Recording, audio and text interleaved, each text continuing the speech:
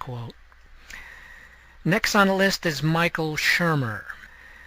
Listening to some of his arguments leaves me scratching my head as to why atheism would want him as a spokesman.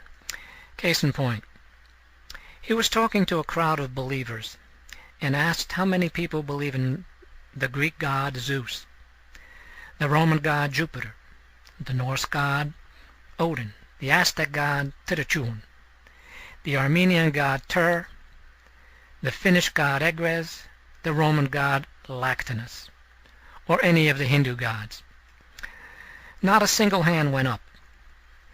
So he pointed out to them, all of you are atheists when it comes to these gods. The only difference between me and the believers in the audience is that I am skeptical of 2,500 gods, whereas you are skeptical of 2,499 gods. We are only one God away from total agreement, unquote.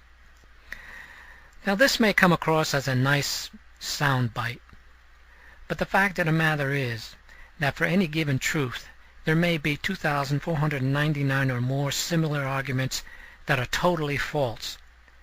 Simply pointing to the 2,499 is illogical. For instance, Einstein discovered a truth, and perhaps out of 2,500 scientists, only he was correct. Thus pointing to the 2,499 and saying they were wrong, and encouraging Einstein to change his mind to make it unanimous, does that bring about the discovery of Einstein's truth? No, it doesn't. And then the slideshow went on to show a list of people whom the video facetiously called vile. And I could really care less what they think. The majority of the Hollywood left are airheads, with very little between the ears.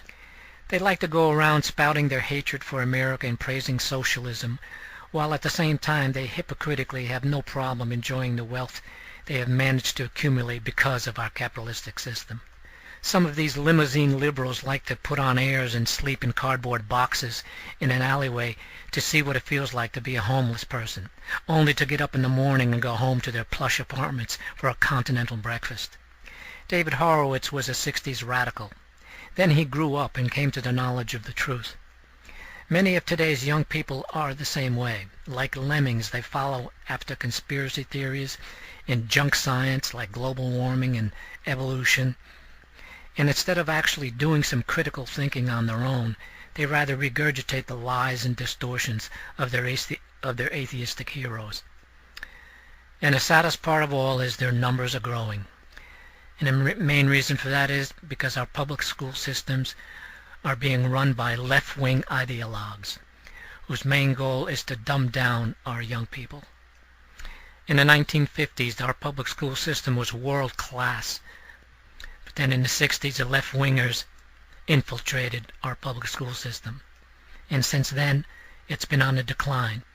Our students compare miserably to the rest of the industrialized world when it comes to math and science. Last time I looked, I think we were 26th.